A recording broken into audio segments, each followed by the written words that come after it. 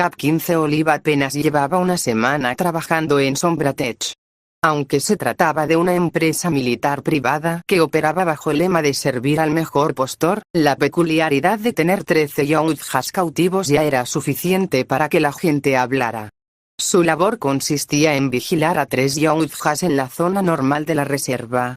Según sus compañeros, 2 veces al mes soltaban animales salvajes, como jabalíes y osos, para que los Yautjas los cazaran y se mantuvieran en forma. Mientras observaba el entorno, un suspiro escapó de los labios de Oliva. En ese momento, Shocker, el Yautja líder del grupo, la apresó contra un árbol, provocando que su corazón latiera con fuerza. Su presencia imponente y la forma en que la inspeccionaba con su biomáscara le generaban una mezcla de nerviosismo y fascinación. «Shocker, déjame pasar», le pidió Oliva, intentando mantener la calma. El Yautja emitió un sonido gutural, similar al tintineo de metal, mientras la examinaba de arriba a abajo. Después de un instante que pareció eterno, se apartó, permitiéndole continuar. Era evidente que la temporada de apareamiento había comenzado. El hecho de que los soldados usaran a Oliva como carnada no era sorprendente. A pesar de que Shocker y los soldados eran aliados, su naturaleza indómita los hacía poco obedientes. Así, se unió a sus compañeros de Lonekindle, también Yautjas, que lo esperaban un poco más adelante. «Odio la temporada de apareamiento en este planeta», confesó Kindle con un gruñido, su frustración palpable. «No hay hembras y. El cuerpo pide». Shocker soltó un sonido burlón, como si entendiera la ironía de la situación, mientras movía ligeramente su biomáscara. «Pero si a ti te gustan los machos, ¿por qué te preocupa tanto la ausencia de hembras?» Kindle apretó los puños y se dio la vuelta, la irritación reflejada en su postura. «Ese no es tu asunto, Shocker», respondió, alejándose con pasos firmes. Delon, aún con los brazos cruzados, miró a Shocker con una mezcla de incredulidad y desafío. «¿No piensas ir a buscarlo?», cuestionó Delon, un Yautja joven que aún estaba aprendiendo las complejidades de su especie. «No es un cachorro, sabe cuidarse solo. Además, este lugar está cercado. No saldrá. Y yo también necesito tiempo para relajarme». «Menos mal te castré a tiempo, Delon», respondió Shocker, con un tono que mezclaba burla y camaradería. Delon frunció el ceño, su mirada fija en Shocker. «¿Piensas ya hacer las paces con Anwar? Sabes que los humanos lo tienen al otro lado de la reserva». Shocker soltó una carcajada, el sonido resonó en el silencio del bosque. «No seas tonto, Delon. Anwar es un salvaje. No hay nada que hacer con él. Además, los humanos necesitan un poco de adrenalina en sus vidas. Y Anwar es perfecto para eso». Delon no dijo nada, solo asintió, pero en su mirada se podía leer la preocupación, el miedo por su compañero, por su hermano de sangre. «Es mejor que estés preparado para cuando la veda se levante. Los humanos no van a ser tan complacientes esta vez». Shocker se encogió de hombros, su mirada fría y distante. «Ya veremos». Delon se alejó, dejando a Shocker solo con sus pensamientos. La temporada de apareamiento en este planeta era un período de tensión, de violencia, de riesgo. Los Yautjas, con su naturaleza salvaje, se dejaban llevar por sus instintos, por la necesidad de procrear, de asegurar la supervivencia de su especie. Shocker, con su arrogancia y su frialdad, era un enigma.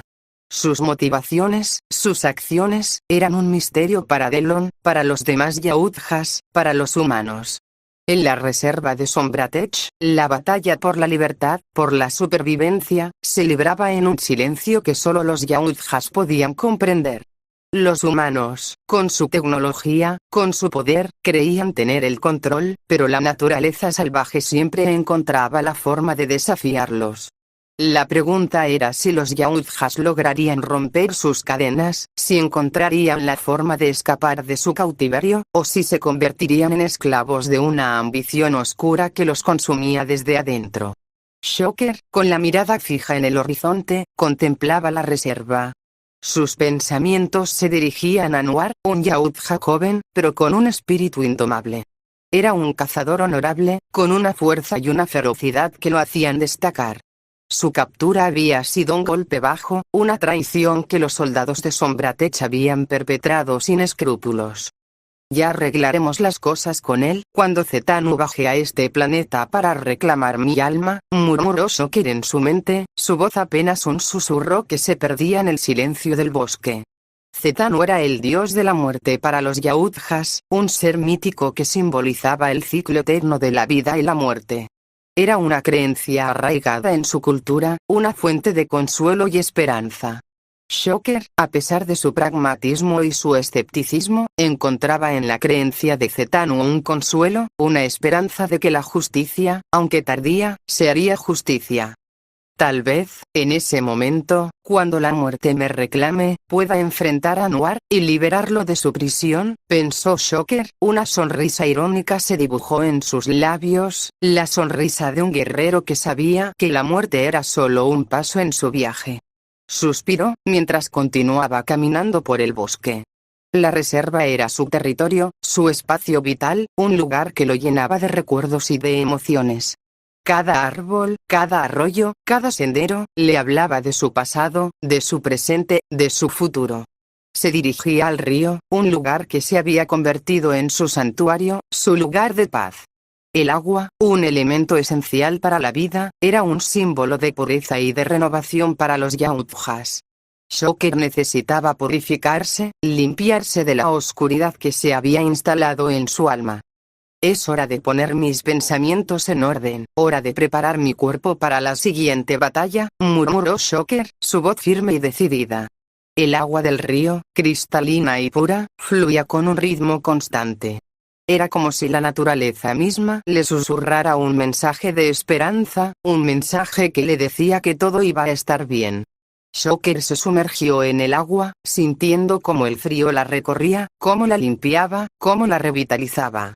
Su cuerpo, trabajado por las batallas y las pruebas, se movía con la gracia de un felino, cada músculo se estiraba, se relajaba, se fortalecía. Su mente, agitada por la inquietud y la incertidumbre, se iba serenando, encontrando una paz fugaz en el sonido del agua y la sensación de la naturaleza. Al salir del río, Shocker se sentía renovado, su alma limpia, su cuerpo revitalizado. La naturaleza, la fuente de su fuerza, lo había reconfortado. Es hora de regresar a la zona de descanso, pensó Shocker, mientras se secaba el agua del rostro. La temporada de apareamiento se acercaba, y con ella la tensión, el peligro, la amenaza. Los Yautjas, con sus instintos salvajes, se dejaban llevar por la furia, por el deseo. Shocker sabía que se acercaban tiempos difíciles, tiempos de pruebas y de decisiones. Solo espero que Anwar aguante hasta entonces, pensó Shocker. Una sombra de preocupación se dibujó en su rostro, el miedo a la muerte de su compañero, de su hermano de sangre. Anwar, un guerrero honorable, un cazador feroz, era un amigo leal. Shocker no podía permitir que le ocurriera nada malo. Esperaré a que Zetanu venga a buscarme, pensó Shocker, susurrando una oración silenciosa. En la reserva, la batalla por la libertad se libraba en silencio, pero con una intensidad que podía sentir en cada fibra de su ser. Shocker, con su determinación, con su honor, con su fuerza, estaba listo para enfrentar cualquier desafío, para defender su territorio, para proteger a su familia, para luchar por su libertad. Y cuando Zetanu viniera a buscarlo, estaría listo para enfrentar a la muerte, para enfrentarse a Anwar, para reclamar su honor, para asegurar su legado. Shocker se metió en la cueva, su refugio, un espacio que había convertido en su santuario dentro de la hostil reserva. La entrada, discreta y camuflada por la vegetación, era un agujero irregular en la tierra, apenas visible a simple vista. El camino descendía suavemente, adentrándose en la oscuridad de la tierra. La cueva, con su techo bajo y su suelo irregular, era un espacio acogedor y familiar. La humedad de la tierra se sentía en el aire, y el aroma a musgo y tierra húmeda llenaba la atmósfera. La luz se filtraba a través de una abertura en el techo, creando un halo misterioso sobre la tierra. Las paredes de la cueva estaban adornadas con dibujos y símbolos grabados por los Yautjas que la habían habitado antes que Shocker. Eran figuras abstractas, representaciones de animales y seres míticos, que contaban historias de cazas, de batallas, de rituales. En el fondo de la cueva, una pequeña cascada se derramaba sobre una roca lisa, creando un sonido suave que llenaba el espacio de una melodía ancestral. Shocker se acomodó en un lugar en el que había construido un pequeño hogar.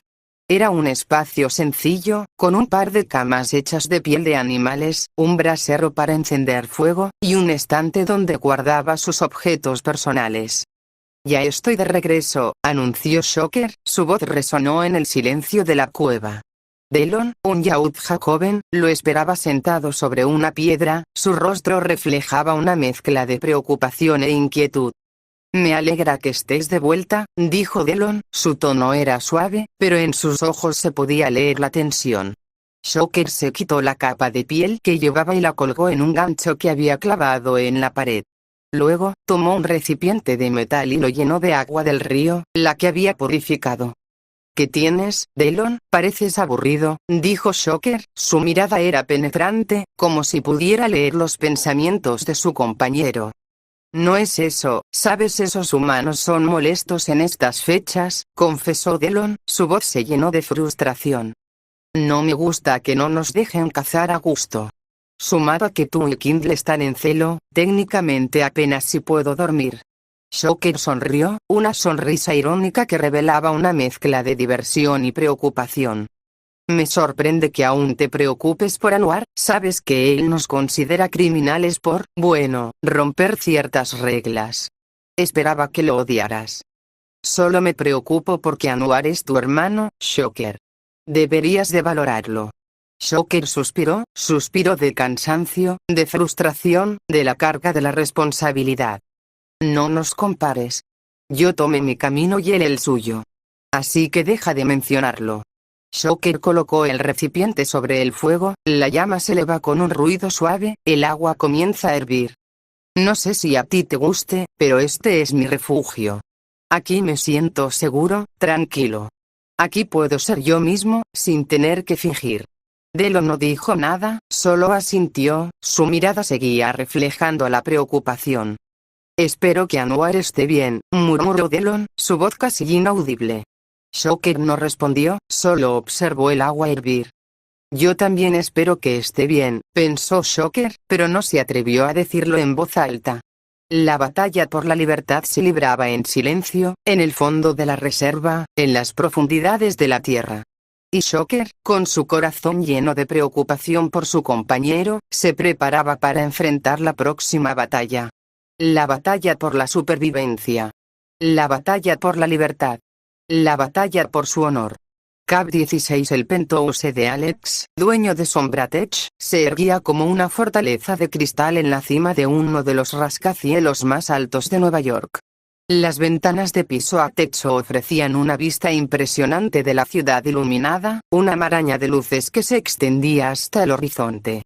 El interior del lugar estaba decorado con una elegancia fría. Muebles minimalistas, obras de arte contemporáneo y estatuas abstractas que daban una sensación de perfección calculada. No había lugar para la improvisación en ese espacio, todo tenía un propósito, al igual que su propietario. Alex estaba sentado en un sillón de cuero negro, frente a su rival, Michael, dueño de Bayaflex, otra de las gigantescas corporaciones armamentistas. Ambos hombres habían estado enfrentados durante años, compitiendo por contratos gubernamentales y poder en el mercado internacional de armas avanzadas. Sin embargo, en ese momento, una tenue tregua los mantenía en una relación cordial, basada en intereses comunes más que en amistad. Michael, de aspecto impecable y traje a medida, se acomodó en otro sillón frente a Alex. A pesar de la aparente calma en su postura, sus ojos traicionaban una chispa de desconfianza. No confiaba en Alex, y tampoco esperaba que Alex confiara en él. Eran rivales, y eso no cambiaría, pero ambos sabían que, en ocasiones, las alianzas eran inevitables. Entonces, Alex, comenzó Michael con un tono cargado de escepticismo mientras cruzaba una pierna sobre la otra, dime para qué me mandaste a hablar. Su voz era suave pero penetrante, como un cuchillo que se desliza entre costillas. Alex no respondió de inmediato. Dejó que el silencio se instalara brevemente en la habitación mientras observaba la ciudad desde el ventanal. Las luces de Nueva York parecían insignificantes desde esa altura, meros destellos en la vastedad de la noche.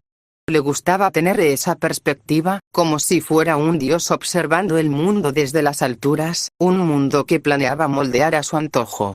Finalmente, se giró hacia Michael y habló, su tono frío y controlado, como si cada palabra estuviera calculada con precisión milimétrica.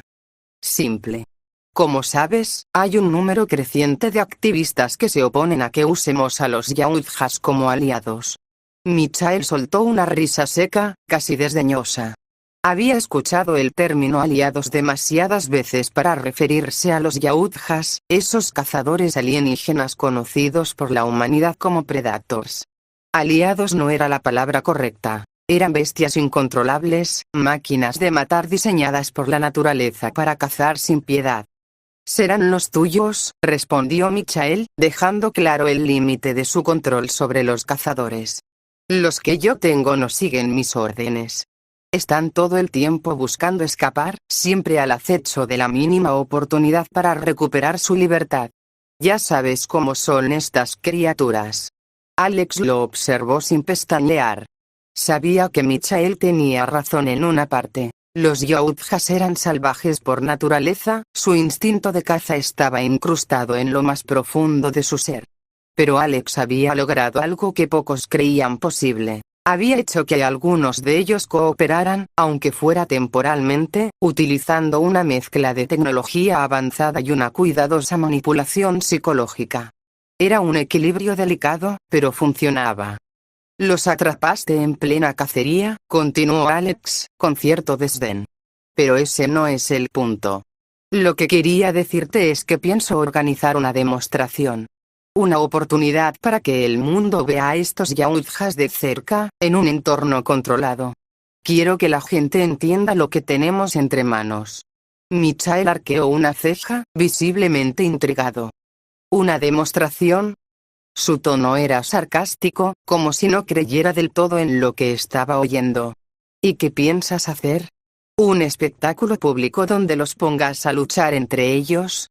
¿O tal vez los vas a poner en jaulas para que la gente los mire como si fueran animales de zoológico?» Alex sonrió, aunque no había rastro de humor en sus ojos. «Algo así, pero mucho más refinado. No estamos hablando de un simple show». Caminó lentamente por la sala, sus pasos resonando sobre el piso de mármol. «Estoy pensando en una demostración más selecta. No en las ciudades, no en espacios públicos. Quiero organizarla en nuestras reservas, esos terrenos aislados donde podemos operar sin interferencias externas. Invitaremos a personas clave, líderes militares, políticos, inversores importantes.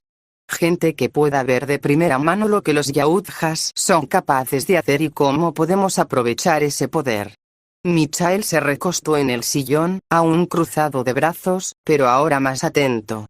La idea empezaba a tomar forma en su mente, aunque no estaba listo para aceptar de inmediato.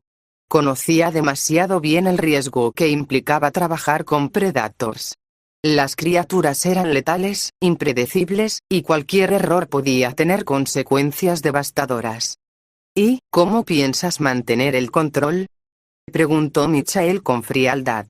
«Sabes tan bien como yo que esos cazadores no se quedarán quietos solo porque tú se lo pidas. Son depredadores, Alex. Cazadores que siguen su instinto. Ponerlos frente a humanos, aunque sea en un entorno controlado, es un riesgo enorme». Alex asintió, reconociendo la verdad en las palabras de su rival. Sabía que los Yautjas eran peligrosos, pero también sabía que el riesgo era parte del juego. Siempre lo había sido.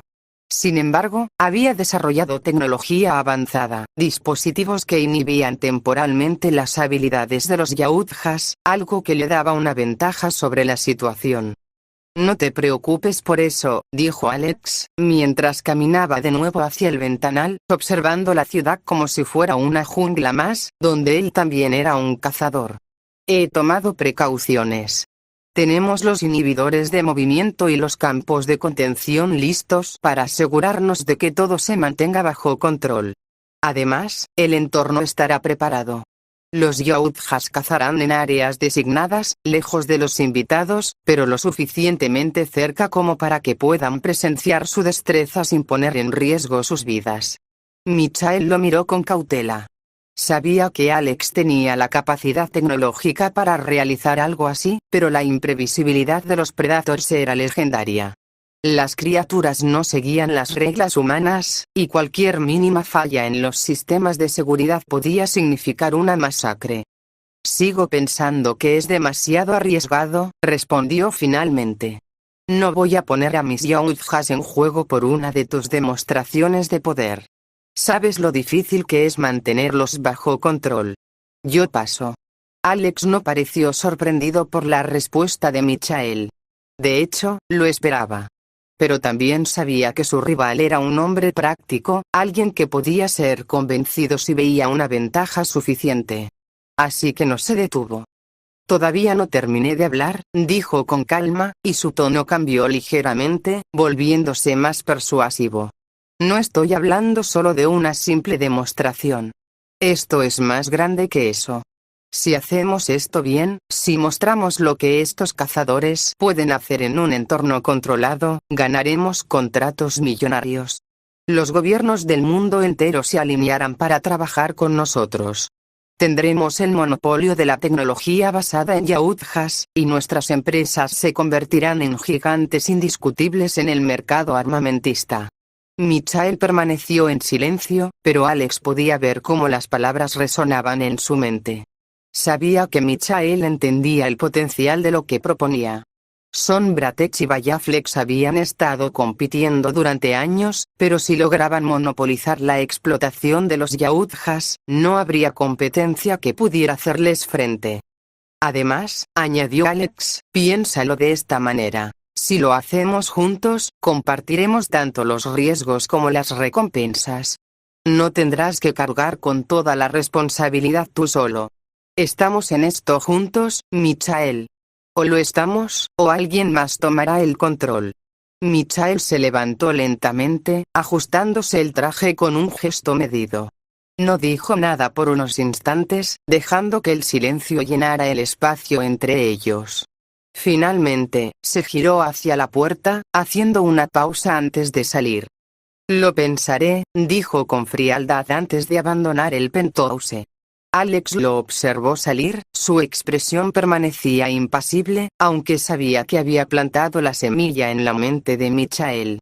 Era solo cuestión de tiempo antes de que su rival regresara, convencido de que la demostración era el camino correcto. Porque, al final del día, ambos eran depredadores, cazadores que sabían cuándo arriesgarse por la presa más valiosa. Mientras las luces de la ciudad brillaban a lo lejos, Alex volvió a su lugar favorito junto al ventanal. Sabía que el verdadero juego estaba a punto de comenzar. Y cuando lo hiciera, no habría escapatoria para nadie.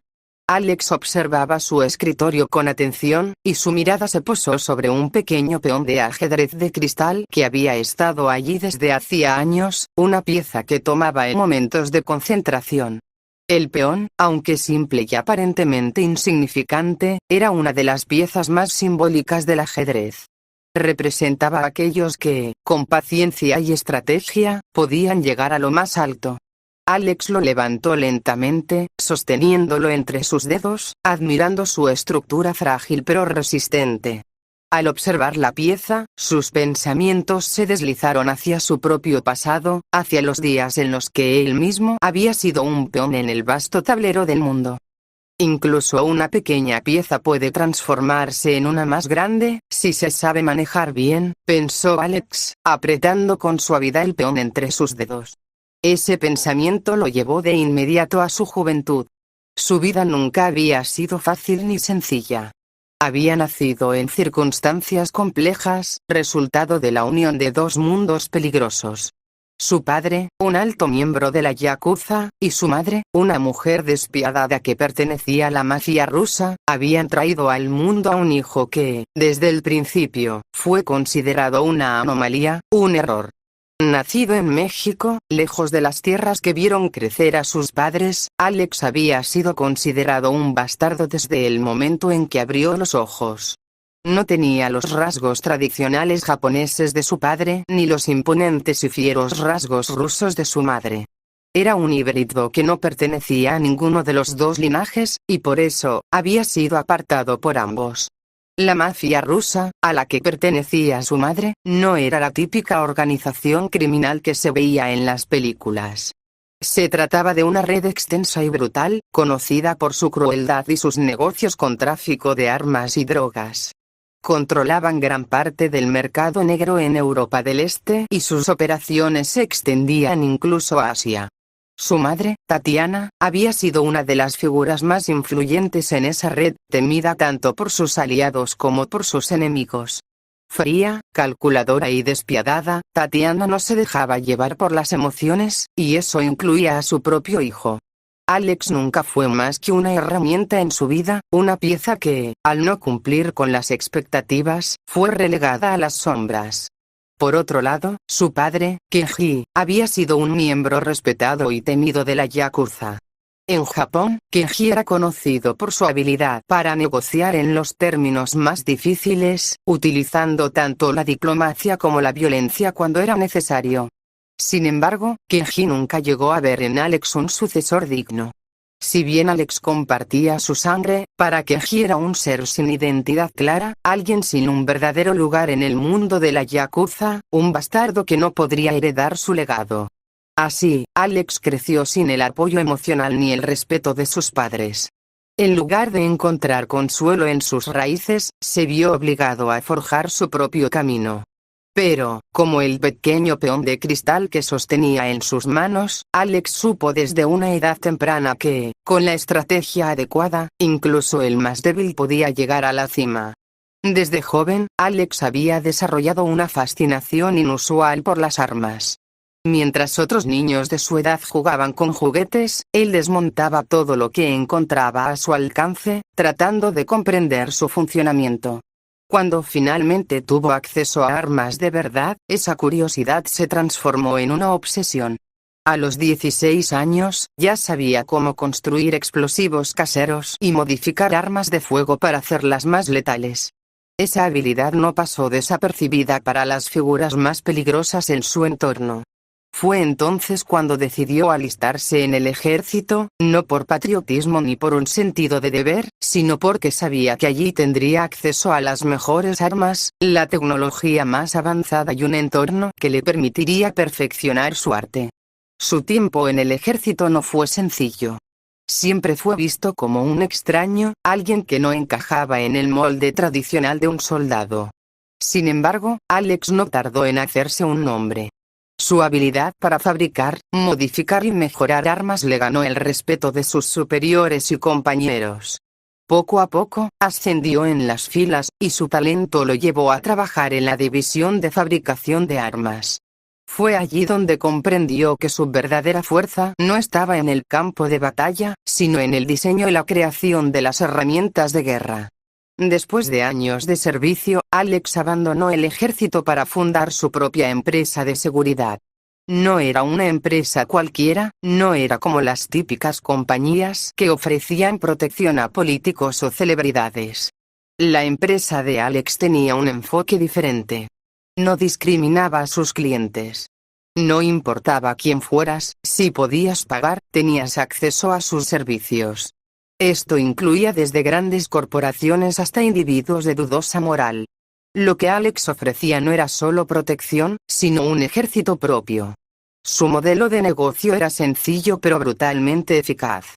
En lugar de contratar mercenarios experimentados, Alex había ideado un sistema de reclutamiento que le proporcionaba soldados leales y altamente entrenados. Cada 3 años, sus reclutadores recorrían las calles por la noche, buscando a jóvenes sin hogar, adolescentes entre los 12 y 17 años que no tenían a dónde ir. Los capturaban discretamente, los llevaban a un orfanato que Alex había fundado años atrás, y allí, bajo la fachada de ofrecerles una vida mejor, los entrenaban para convertirse en soldados. El orfanato de Alex no era conocido por la mayoría del público, y aquellos que sabían de su existencia lo veían como una institución benéfica. Sin embargo, la realidad era mucho más oscura.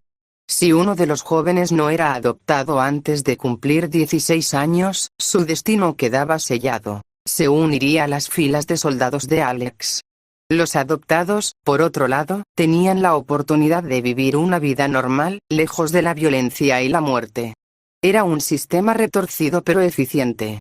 En un mundo donde la población estaba disminuyendo sin razón aparente, pocos se oponían a estas prácticas.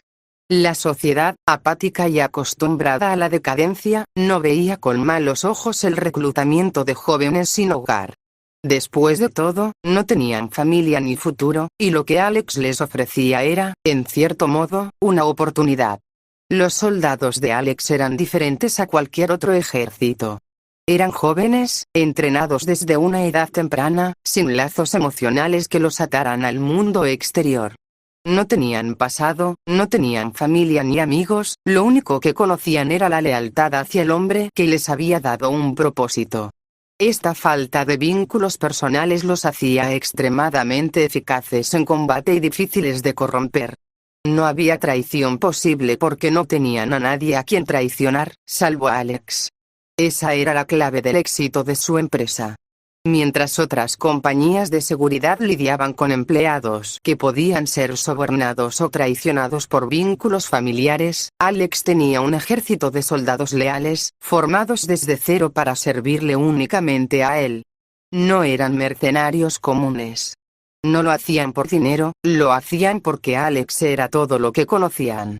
Para ellos, él era una figura casi paternal, el hombre que los había sacado de las calles y les había dado un propósito en la vida. Mientras giraba el peón en sus dedos, Alex sonrió. Había creado algo grande, algo que ninguna de las mafias de las que provenía podría haber imaginado. Su empresa no solo le daba poder, sino que lo mantenía en la cima del juego. No importaba quién fuera su cliente, ni cuál fuera la naturaleza de la misión. Él siempre estaba un paso por delante, como el jugador de ajedrez que anticipa los movimientos de su oponente varios turnos antes. Alex colocó el peón de cristal de vuelta en el tablero, su mente ya trazando los próximos movimientos. Había aprendido a manejar las piezas del juego de la vida de manera magistral. Desde sus humildes y caóticos comienzos, había construido un imperio basado en la lealtad, el control y el poder absoluto. Su padre y su madre lo habían subestimado, lo habían dejado de lado, pero ahora, Alex era quien movía las piezas. Y en su tablero, cada movimiento estaba calculado al detalle. No importaba de dónde viniera o qué lo había llevado allí. Solo importaba